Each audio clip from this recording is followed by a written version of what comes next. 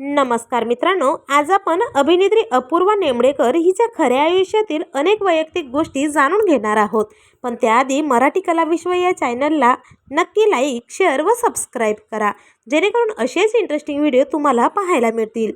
छोट्या पडद्यावर सर्वाधिक चर्चेत असलेला शो बिग बॉसमुळे अपूर्वा नेमडेकर ही घराघरात पोहोचली। स्पष्ट बोलणे आणि ठाम भूमिकेसाठी तिने साऱ्यांचे लक्ष वेधून घेतले होते।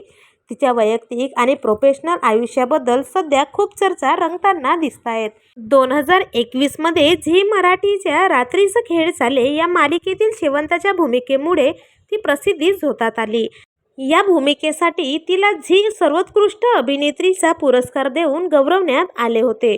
अपूर्वाचा जन्म 27 डिसेंबर 1988 रोजी झाला। सिंधुदुर्ग जिल्ह्यातील सावंतवाडी हे तिचे जन्म ठिकाण आहे। ती मुंबईकर असून दादरमध्येच लहानाची मोठी झाली आहे। तिला लहानपणापासूनच अभिनयाची आवड होती, पण अभिनय क्षेत्रात करिअर करणे असे तिला कधीच वाटले नव्हते। या क्षेत्रात यशस्वी होण्यासाठी तिला इतरांप्रमाणेच खडतर प्रवास करावा लागलेला आहे।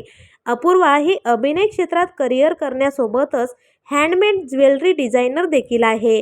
सध्या ती स्टार प्रवाह वाहिनीवरील प्रेमाची गोष्ट या मालिकेत नकारात्मक भूमिका साकारत आहे। या मालिकेत अभिनेत्री तेजश्री प्रधान ही मुख्य अभिनेत्रीचे पात्र साकारत आहे, परंतु काही दिवसांपूर्वीच तेजश्रीने या मालिकेतून काढता पाय घेतला आहे। परंतु तेजश्रीच्या अशा अचानक एक्झिटने चाहत्यांना मोठा धक्का बसला आहे। तेजश्री व अपूर्वा हे दोघी खऱ्या आयुष्यात एकमेकांच्या चांगल्या जिवलग मैत्रिणी आहेत।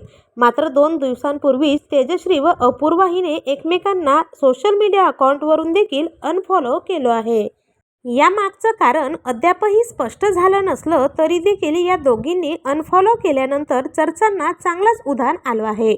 कारण तेजश्रीने मालिकेतून कायमचा ब्रेक घेतला तरीही अपूर्वाने तेजश्रीसाठी काहीही पोस्ट केलेलं नाही।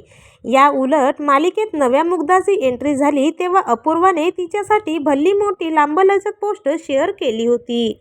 त्यामुळे तेजश्रीच्या अशा अचानक एक्झिटचे कारण आता अपूर्वा तर नाही असा टोला प्रेक्षकांनी लावलेला आहे।